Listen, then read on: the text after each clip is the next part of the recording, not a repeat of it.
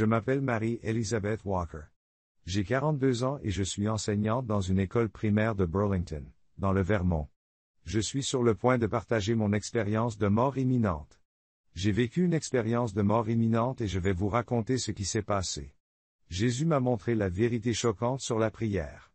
J'ai vu comment une seule prière peut détruire des forteresses démoniaques et pourquoi l'ennemi travaille sans relâche pour nous empêcher de prier. Tout a commencé le 20 mars 2024, lorsque je suis mort cliniquement pendant 33 minutes et 27 secondes au Green Mountain Medical Center. La journée a commencé comme n'importe quel autre matin d'hiver dans le Vermont, la température était bien en dessous de zéro et de la neige fraîche recouvrait le sol. Je venais de terminer mon cours du matin avec mes élèves de 3e année et je me dirigeais vers la salle des professeurs pour le déjeuner. Je me souviens d'avoir eu un léger vertige, mais je l'ai attribué au fait que j'avais sauté le petit déjeuner ce matin-là. Alors que je marchais dans le couloir, les lumières fluorescentes se sont mises à scintiller étrangement et une pression intense s'est installée dans mon Vermont. Il faisait en dessous de zéro et de la neige fraîche recouvrait le sol. Je venais de terminer mon cours du matin avec mes élèves de 3e année et je me dirigeais vers la salle des professeurs pour le déjeuner. Je me souviens d'avoir eu des vertiges, mais je pensais que c'était parce que j'avais sauté le petit déjeuner ce matin-là. Alors que je marchais dans le couloir, les lumières fluorescentes se sont mises à scintiller étrangement et une pression intense s'est installée dans ma poitrine. Je sais maintenant que j'étais victime d'une embolie pulmonaire massive, un caillot de sang qui s'était déplacé jusqu'à mes poumons. L'infirmière de l'école me dira plus tard que je me suis effondré à l'extérieur de la salle 204. Mon visage est devenu bleu alors que mon corps luttait pour obtenir de l'oxygène. Ma collègue, Madame Anderson, m'a trouvé et a immédiatement appelé le 911 tout en pratiquant la réanimation cardio-pulmonaire. La dernière chose dont je me souvienne avant que tout ne change, c'est le carrelage froid. Je me souviens du carrelage froid contre ma joue et du son lointain des voix des enfants dans la cafétéria. Puis, en un instant, toutes les sensations terrestres ont cessé. La transition ne ressemblait à rien de ce que j'aurais pu imaginer. Un instant, j'étais allongé sur le sol de l'école, et l'instant d'après, je me trouvais dans une dimension qui dépassait notre compréhension physique. Ce n'était pas le tunnel de lumière dont on entend souvent parler dans les expériences de mort imminente. J'ai ressenti une vive douleur à la joue et j'ai entendu des voix d'enfants dans la cafétéria. Puis, en un instant, toutes les sensations terrestres ont cessé. La transition ne ressemblait à rien de ce que j'aurais pu imaginer. Un instant, j'étais allongé sur le sol de l'école. L'instant d'après, je me trouvais dans une dimension au-delà de notre compréhension physique.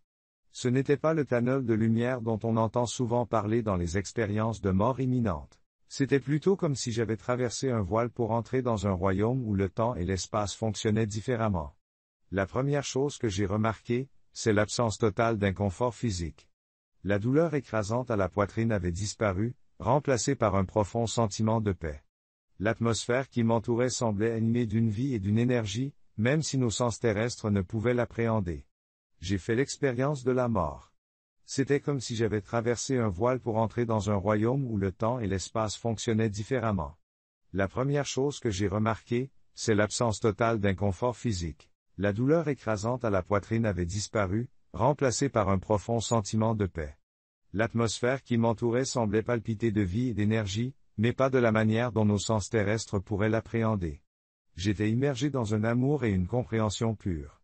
Puis j'ai entendu sa voix. Elle contenait toute l'autorité de l'univers, mais aussi le tendre réconfort de l'amour d'un parent. Marie, Jésus a prononcé mon nom et, en ce seul mot, j'ai compris plus de choses sur sa nature que toutes les années d'école du dimanche et d'études de la Bible ne l'avaient appris. Sa présence était à la fois écrasante et intime. Il n'est pas apparu. J'étais englouti dans un sentiment écrasant d'amour pur et de compréhension. Puis, j'ai entendu sa voix, un son qui résonnait avec l'autorité de l'univers, tout en apportant le tendre réconfort de l'amour d'un parent. Marie Jésus a prononcé mon nom et, par ce seul mot, j'ai acquis une compréhension plus profonde de sa nature que toutes les années d'école du dimanche et d'études bibliques qui m'avaient été enseignées. Sa présence était à la fois écrasante et intime. Il n'apparaissait pas tel qu'il est représenté dans les peintures traditionnelles. Sa gloire dépassait de loin ce qu'un artiste humain pouvait capturer. Son apparence était à la fois physique et spirituelle, irradiant une lumière qui ne blessait pas mes yeux mais semblait pénétrer mon être même.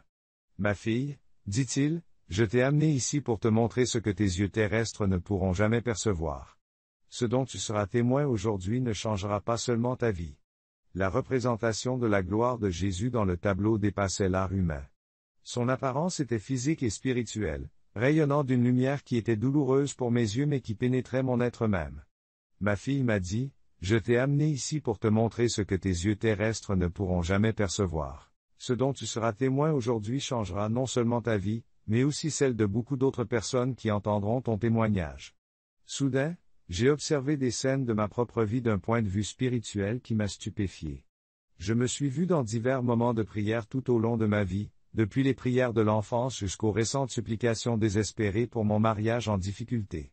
Ce dont j'ai été témoin ensuite m'a profondément ébranlé. Chaque fois que je priais, l'atmosphère spirituelle qui régnait dans ma vie se modifiait. J'ai vu des entités sombres, des démons, qui avaient établi ce qui ressemblait à des forteresses autour de différents domaines de ma vie.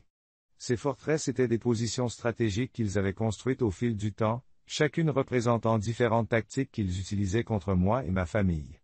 Mais quelque chose d'extraordinaire s'est produit alors que je murmurais le nom de Jésus pendant ma prière du matin. C'était comme si je pouvais voir l'atmosphère spirituelle autour de moi. Je voyais des entités sombres et obscures, des démons, qui avaient établi ce qui ressemblait à des forteresses autour de différents domaines de ma vie.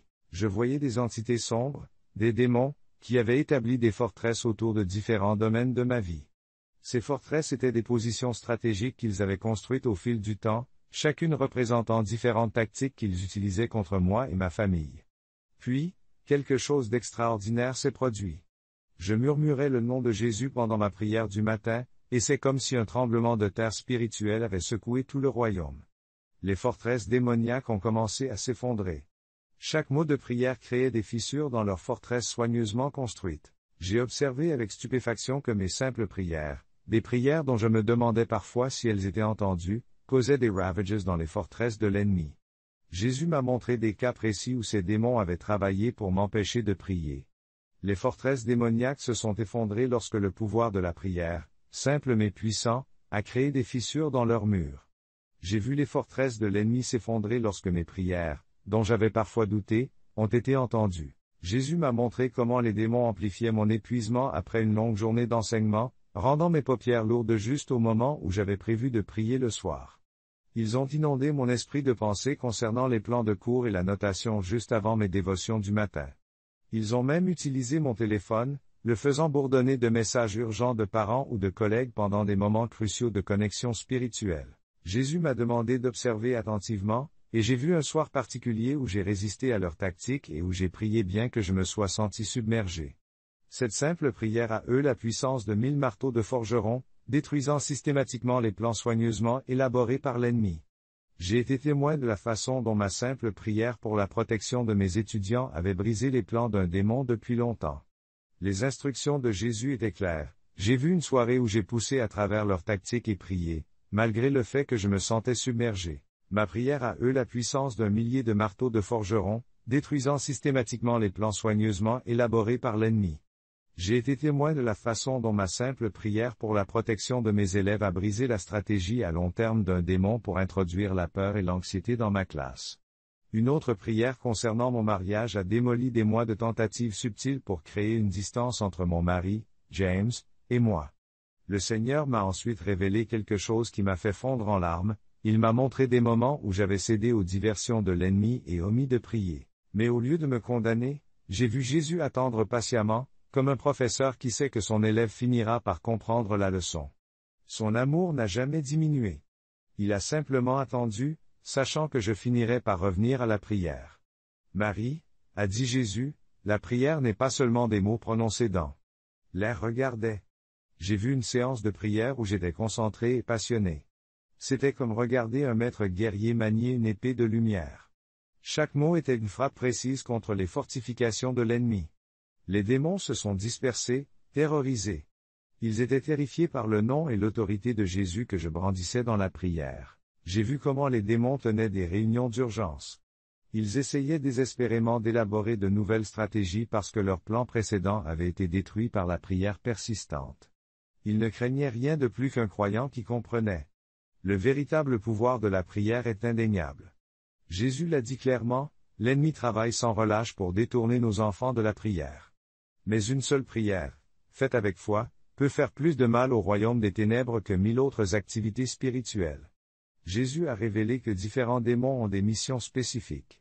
Certains créent des distractions juste avant l'heure de la prière. D'autres épuisent les croyants physiquement et mentalement. D'autres encore se spécialisent dans la création de fausses urgences qui semblent plus importantes que la prière. Ensuite, il m'a montré quelque chose qui m'a rempli de conviction. Il m'a révélé que des anges étaient postés autour des croyants qui menaient une vie de prière cohérente. Ces guerriers de la lumière se tenaient prêts, fortifiés par nos prières, à exécuter la volonté de Dieu et à protéger ses enfants. J'ai été témoin de batailles spirituelles faisant rage autour de personnes marchant dans les rues de Burlington. Il a révélé avec confiance que des anges étaient postés autour des croyants qui maintenaient une vie de prière cohérente.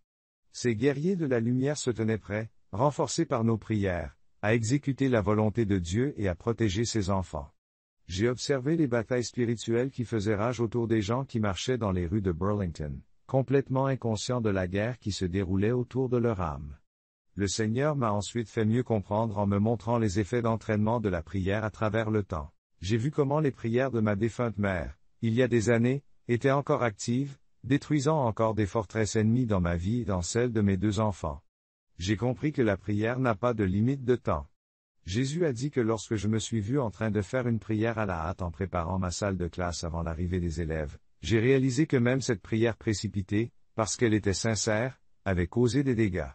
Prière des enfants Emma et Joshua. J'ai compris que les prières ne sont pas limitées dans le temps. Jésus dit, « Je me suis vu en train de faire une prière à la hâte en préparant ma salle de classe avant l'arrivée des élèves. » Cette prière précipitée, parce qu'elle était sincère, avait causé des dégâts dans les plans de l'ennemi. Ce n'est pas la longueur de la prière qui compte, mais la foi et la sincérité qui la sous-tendent. L'ennemi avait essayé de me convaincre que si je ne pouvais pas prier pendant 1 heure, cela ne valait pas la peine de prier du tout. Ce mensonge m'a souvent empêché de prier lorsque je n'avais que quelques minutes entre 2 cours. Les plans de l'ennemi sont simples, la durée de la prière n'a pas d'importance, c'est la foi et la sincérité qui la sous-tendent qui comptent. L'ennemi a essayé de me convaincre que si je ne pouvais pas prier pendant 1 heure, cela ne valait pas la peine de prier du tout. Ce mensonge m'a empêché de prier lorsque je n'avais que quelques minutes entre 2 cours ou pendant ma pause déjeuner. Maintenant, je sais que même des prières courtes et sincères sont des armes puissantes dans le monde spirituel. La vision a changé, et j'ai vu les démons se réunir pour planifier leur stratégie. Leurs conversations ont révélé qu'ils commençaient à comprendre la prière. Un démon a sifflé à un autre, nous devons redoubler d'efforts pour qu'elle soit distraite par ses responsabilités scolaires. Les prières sont trop destructrices. Un autre s'est plaint, chaque fois qu'elle mentionne le sang de Jésus, une autre forteresse s'effondre. J'ai vu comment ils se réjouissaient lorsqu'ils réussissaient à m'empêcher de prier, sachant que chaque jour sans prière était une victoire pour eux. Leurs célébrations se transformeront en terreur lorsque je reviendrai à la prière avec un engagement renouvelé. Jésus m'a ensuite montré quelque chose qui m'a brisé le cœur, d'innombrables croyants, dont beaucoup étaient des collègues enseignants et des parents de mes élèves, avaient reçu de Dieu de puissantes missions de prière, mais avaient été convaincus par l'ennemi que leur prière n'avait pas d'importance. J'ai vu les démons travailler sans relâche pour maintenir cette tromperie, sachant que si ces croyants découvraient un jour le véritable impact de leur prière, leur forteresse s'effondrerait. Mon peuple périt par manque de connaissance. Jésus a dit, en écho à l'Écriture, ils ne le savent pas. La plus simple des prières, faite avec foi, met en mouvement des forces auxquelles l'ennemi ne peut résister. Les démons tremblent lorsque les croyants prient les Écritures, fuient lorsque le sang de Jésus est mentionné, et se dispersent avec terreur lorsque des prières d'action de grâce et d'adoration sont offertes. Je sais que la plus simple des prières, prononcée avec foi, met en mouvement des forces auxquelles l'ennemi ne peut résister. Les démons tremblent lorsque les croyants prient les Écritures, fuient lorsque le sang de Jésus est mentionné, et se dispersent avec terreur lorsque des prières d'action de grâce et d'adoration sont offertes. J'ai été témoin du fait que mes propres prières ont souvent été comme de la dynamite spirituelle, détruisant en quelques secondes ce que l'ennemi avait mis des mois à construire. Les démons n'ont aucune défense contre les prières alignées sur la volonté de Dieu et priées avec foi. Observez ceci. Jésus a dit, et j'ai vu une scène qui s'est déroulée juste 1 semaine avant ma mort imminente. J'ai vu comment mes prières, lorsqu'elles étaient alignées sur la volonté de Dieu, étaient comme de la dynamite explosive, détruisant en quelques secondes ce que l'ennemi avait mis des mois à construire. Les démons n'avaient aucune défense contre de telles prières. Regardez. Jésus a dit que j'ai vu une scène qui s'est déroulée une semaine avant mon expérience de mort imminente. J'avais prié pour l'un de mes étudiants en difficulté, Tommy, qui souffrait d'une grave anxiété dans le domaine spirituel.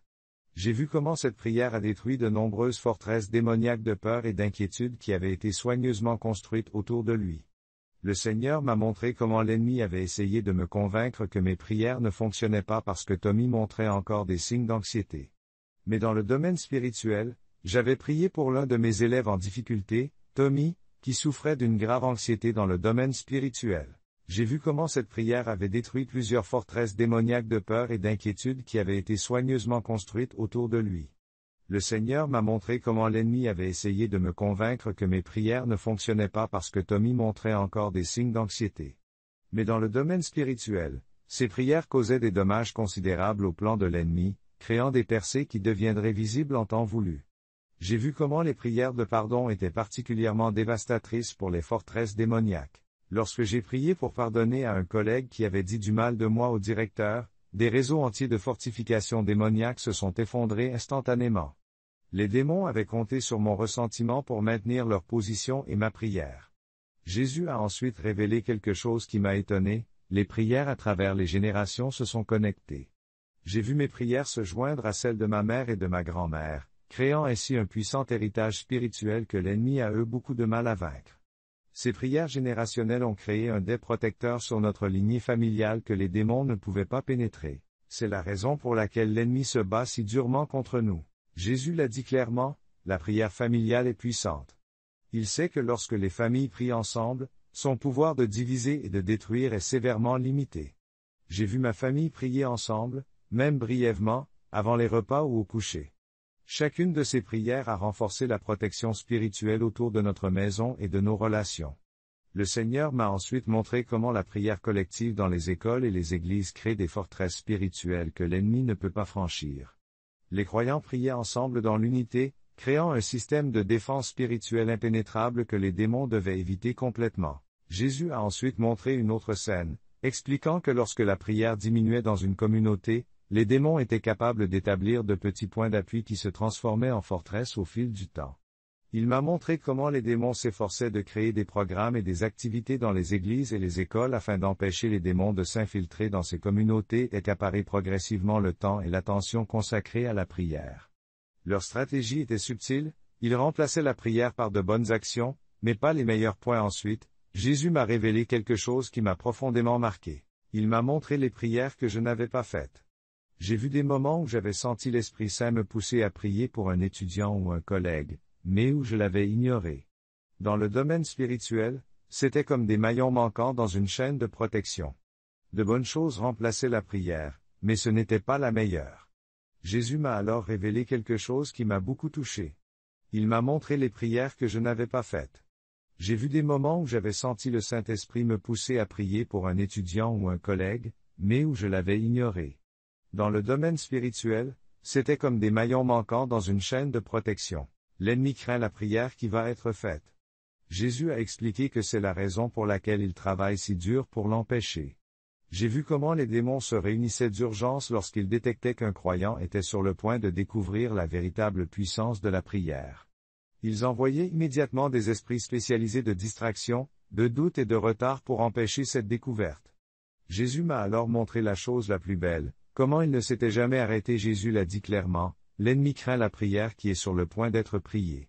Il travaille dur pour l'empêcher. Les démons tiennent des réunions d'urgence lorsqu'ils détectent qu'un croyant est sur le point de découvrir la véritable puissance de la prière. Ils envoient immédiatement des esprits spécialisés de distraction, de doute et de retard pour empêcher cette découverte. Mais Jésus m'a montré la chose la plus belle, il n'avait jamais cessé de m'inviter à la prière, même lorsque j'avais constamment ignoré ses incitations. Sa patience était infinie, son amour immuable. Il m'a montré comment il avait orchestré les circonstances pour me ramener à la prière, sans jamais me forcer, en m'invitant toujours. Rappelez-vous, la prière n'est pas une question de mots parfaits ou de longues sessions, il s'agit de relations. Chaque prière est entendue, chaque prière a de l'importance et chaque prière détruit une partie du travail de l'ennemi pendant que je passe du temps dans le monde spirituel. Jésus m'a donné une dernière vision alors que mon temps dans la dimension spirituelle touchait à sa fin. Je me suis revu dans ma salle de classe, mais maintenant je pouvais voir simultanément les domaines physiques et spirituels. J'ai vu mes simples prières tout au long de la journée scolaire perturber constamment les activités démoniaques. L'ennemi n'a pu maintenir aucune emprise sur ma vie grâce à la constance de mes prières. Jésus m'a demandé de parler à mes enfants de la puissance de la prière. La dimension s'achève. Jésus m'a donné une dernière vision.